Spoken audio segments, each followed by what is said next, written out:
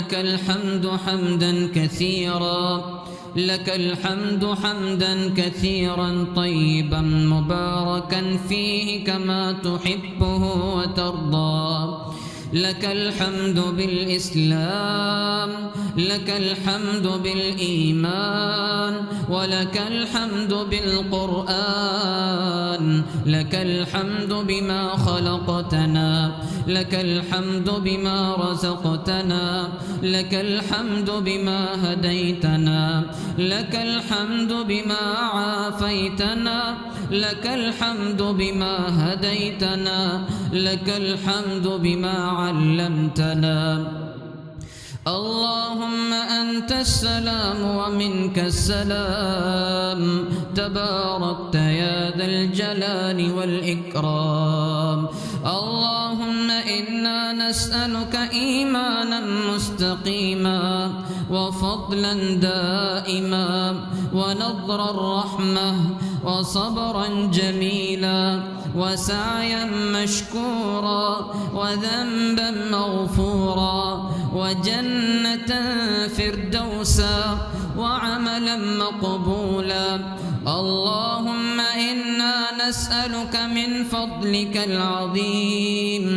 اللهم ارحمنا بالقرآن، اللهم زينا بزينة القرآن، وأكرمنا بكرامة القرآن، وشرفنا بشرافة القرآن، وألبسنا بخلعة القرآن، وأدخلنا الجنة بشفاعة القرآن، وعافنا من كل بلاء الدنيا وعذاب الآخرة بحرمة القرآن.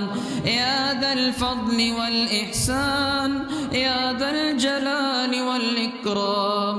اللهم اجعل القرآن لنا في الدنيا قرينا، وفي الآخرة مؤنسا، وفي القيامة شفيعا، وعلى الصراط نورا، وإلى الجنة رفيقا، ومن النار سترا وحجابا، وإلى الخيرات كلها دليلا، وإلى الخيرات كلها دليلا، وإلى الخيرات كلها دليلا وإماما، بفضلك وجودك وكرمك يا كريم يا رب العالمين، يا ذا الجلال والإكرام، يا ذا الفضل والإحسان.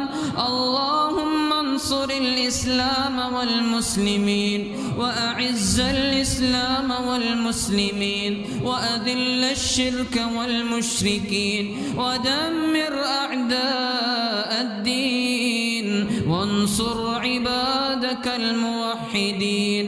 اللهم اهدنا فيمن هديت، وعافنا فيمن عافيت، وتولنا فيمن توليت، وبارك لنا فيما أعطيت، وقنا شر ما قضيت، فإنك تقضي ولا يقضى عليك، إنه لا يذل من واليت ولا يعز من عاديت، تباركت ربنا وتعاليت.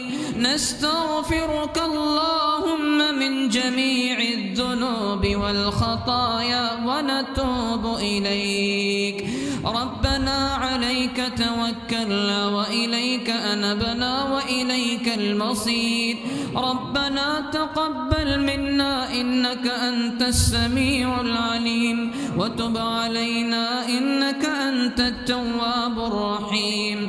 وصل اللهم وسلم على نبينا محمد وعلى آله وصحبه وأهل طاعته أجمعين.